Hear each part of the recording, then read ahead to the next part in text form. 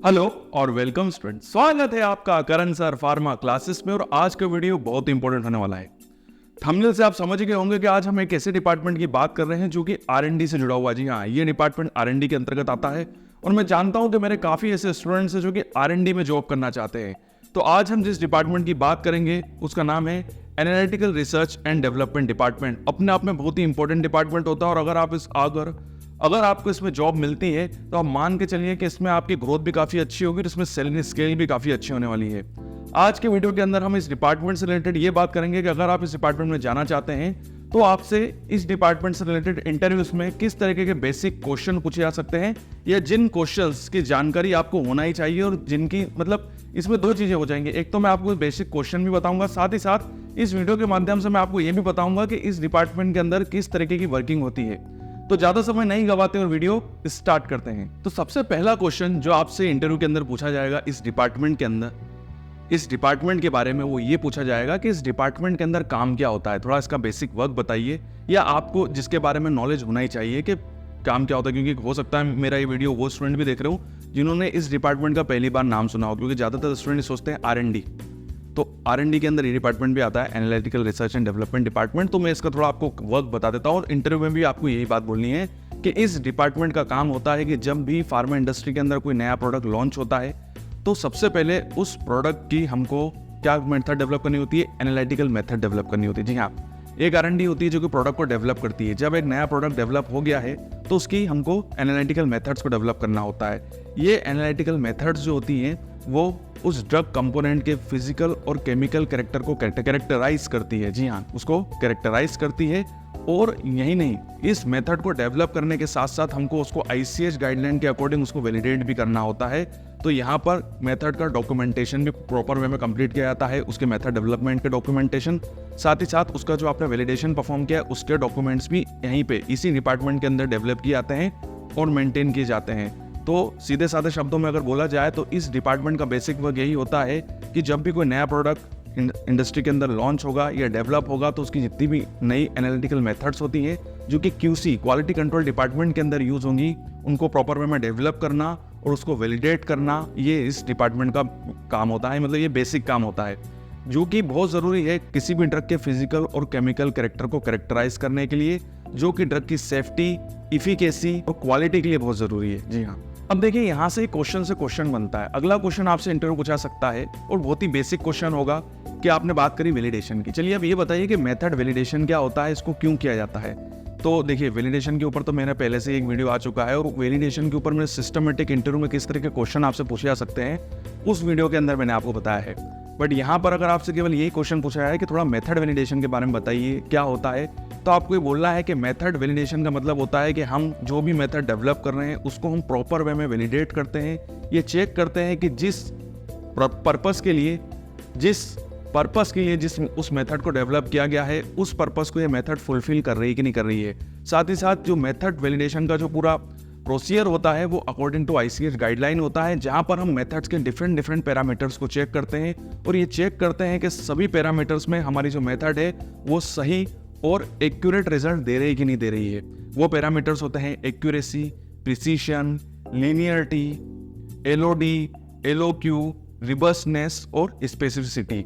तो ये वो पैरामीटर्स होते हैं जिन पैरामीटर्स पे हम किसी मेथड्स को वैलिडेट करते हैं। और ये बात बहुत इंपॉर्टेंट है कि जितने भी पैरामीटर्स पे हम मेथड को चेक करेंगे वो सभी पैरामीटर्स के जितने भी टेस्ट होंगे उन सभी टेस्ट में हमारी मेथड को पास होना चाहिए। और उस सारे पैरामीटर जो कि देखिए, यहाँ पर एक इंपॉर्टेंट चीज़ ये है कि ये जो ICH ने जो ये सारे पैरामीटर्स दिए हैं मेथड वैलिडेशन के, यहाँ पर हमको स्पेसिफिक लिमिट भी दी गई है कि इस लिमिट पे आपके टेस्ट रिजल्ट आने चाहिए।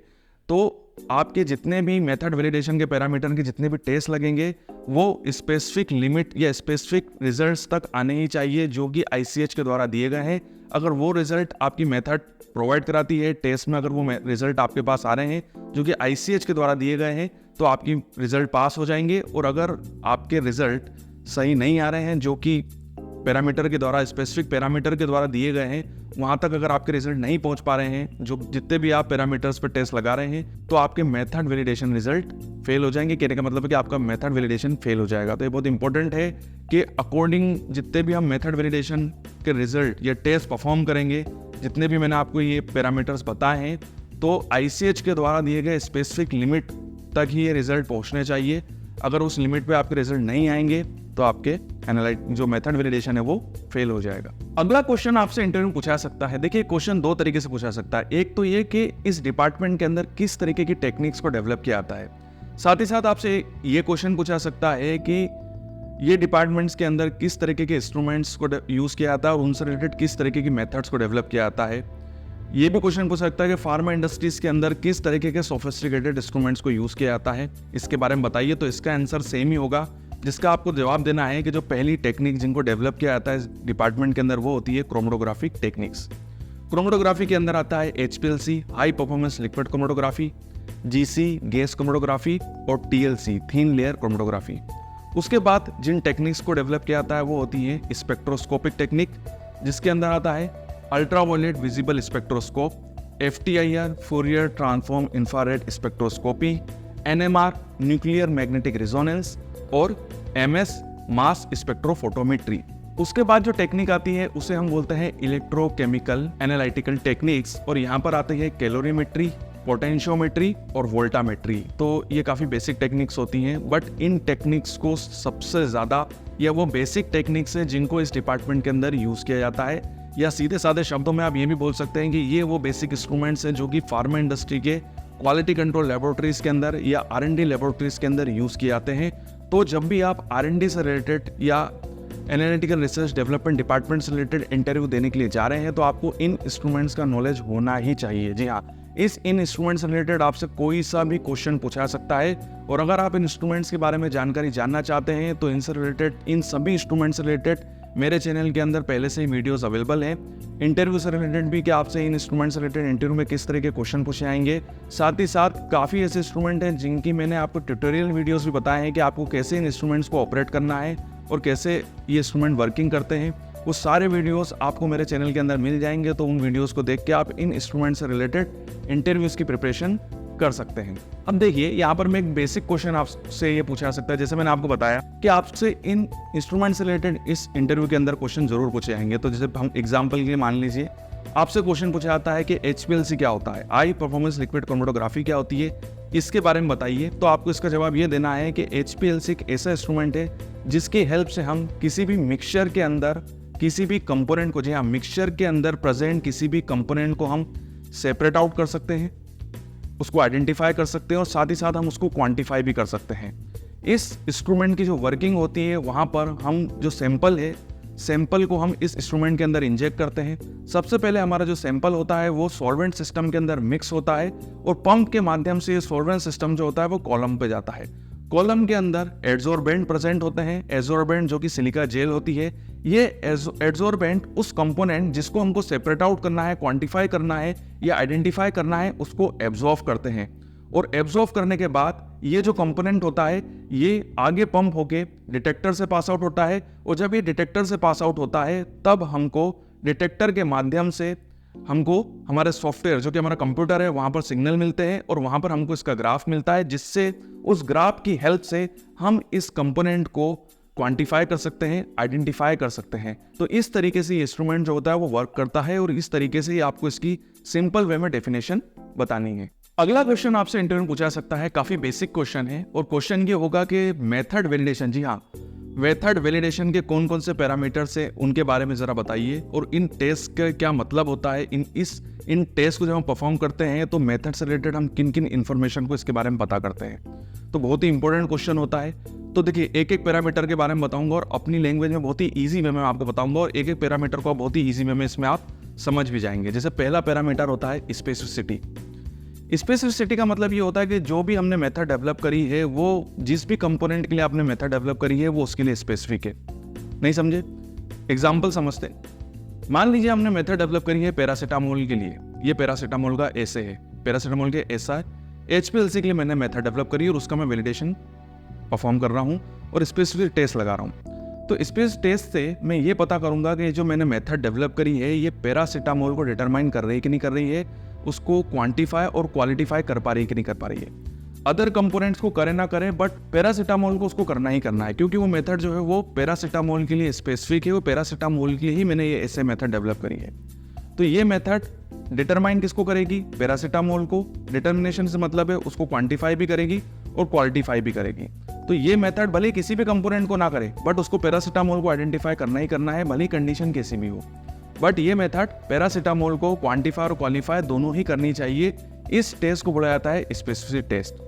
अगर किसी कंडीशन में ये मेथड पैरासीटामोल को क्वांटिफाई और क्वालिटीफाई नहीं कर पा रही है, या उसको आइडेंटिफाई नहीं कर पा रही है, उसको सेपरेट नहीं कर पा रही है, तो ये मेथड पैरासीटामोल के लिए स्पेसिफिक नहीं है, मतलब ये मेथड किसी काम की नहीं है। तो पहला जो टेस्ट होगा वो स्पेसिफिक टेस्ट ही होगा। और अगर मेथड स्पेसिफिक टेस्ट पास नहीं कर पाती है तो सीधी सी बात है, फिर अदर टेस्ट लगाने का कोई मतलब नहीं है। तो पहली चीज़ तो यही होगी कि जिस कंपोनेंट के लिए मेथड डेवलप करी है, ये मेथड उस कंपोनेंट को क्वांटिफाई और क्वालिटीफाई कर पा रही है कि नहीं कर पा रही है, इसको बोला जाता है स्पेसिफिसिटी। नेक्स्ट होता है लीनियरिटी टेस्ट। तो लीनियरिटी टेस्ट क्या होता है, मैं आपको बहुत ही ईजी शब्दों में बताता हूँ। लीनियरिटी टेस्ट का मतलब है कि हम जब इस मेथड को यूज कर रहे हैं, तो जब हम कंपोनेंट की कंसंट्रेशन बढ़ा रहे हैं, तो जो रिजल्ट आ रहे हैं वो भी बढ़ रहा है कि नहीं बढ़ रहा है। एग्जाम्पल हम मान लेते हैं पैरासीटामोल के ले लेते हैं। पैरासीटामोल का मैं 5 माइक्रोग्राम पर ml का सोल्यूशन चलाता हूँ, तो रिजल्ट ऐसा आता है, इतना आता है, मतलब मान लीजिए 1 आता है। अब मैं 10 माइक्रोग्राम पर ml का चला रहा हूँ, तो 2 आना चाहिए, डबल हो गया।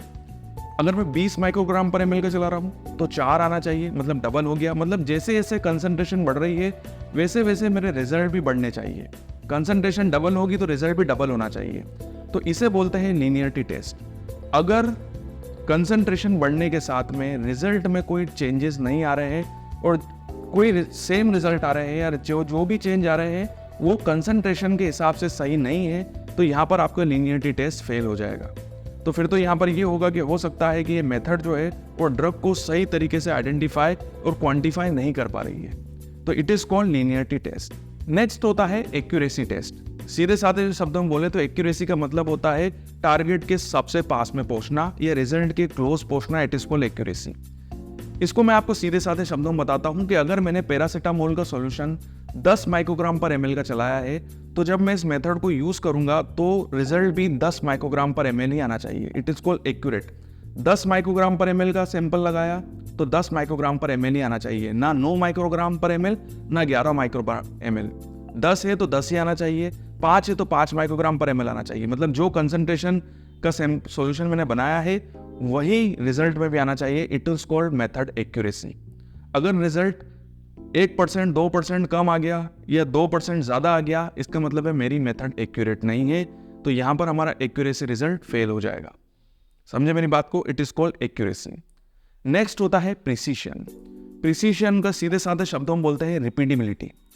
इसको मैं इस तरीके से समझाता हूँ कि जैसे मैंने बताया आपको 10 माइक्रोग्राम पर ml का सॉल्यूशन बनाया, अगर उसको मैं 10 बार चलाऊं तो 10 बार उसका रिजल्ट 10 माइक्रोग्राम पर ml ही आना चाहिए।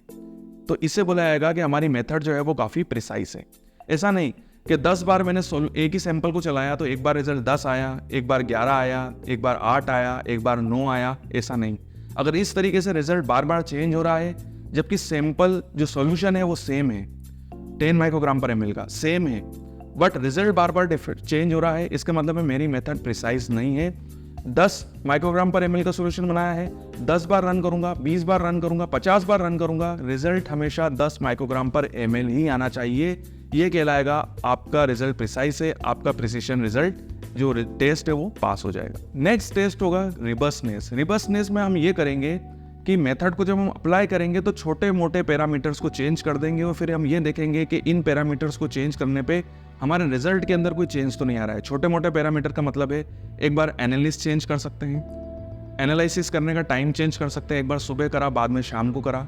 इंस्ट्रूमेंट की कंपनी को चेंज कर दिया, अभी हमने शिमार्जू का इंस्ट्रूमेंट यूज़ किया था, अब हम दूसरी इंस्ट्रूमेंट यूज़ कर रहे हैं, वाटर्स का यूज़ कर लिया, कोई भी मर्क का यूज़ कर लिया, थर्मो फिशर का इंस्ट्रूमेंट यूज़ कर लिया, मेथड हमेशा सेम ही रहेगी। ठीक है, इस तरीके से केमिकल की कंपनी चेंज कर दी, कभी किसी और कंपनी का केमिकल यूज़ किया, कभी दूसरी कंपनी का केमिकल यूज़ किया, और हम ये चेक करेंगे कि जब हम ये छोटे मोटे चेंजेस कर रहे हैं इससे रिजल्ट के अंदर कोई चेंज तो नहीं आ रहा है। अगर रिजल्ट में चेंज आ रहा है इसका मतलब है हमारी मेथड के अंदर कोई दिक्कत है, वो रिबसनेस टेस्ट पास नहीं कर पाएगी। ये बहुत इंपॉर्टेंट है, तो इसे बोलते हैं हम रिबसनेस टेस्ट। जो आखिरी पैरामीटर होता है मेथड वैलिडेशन का वो होता है LOD और LOQ।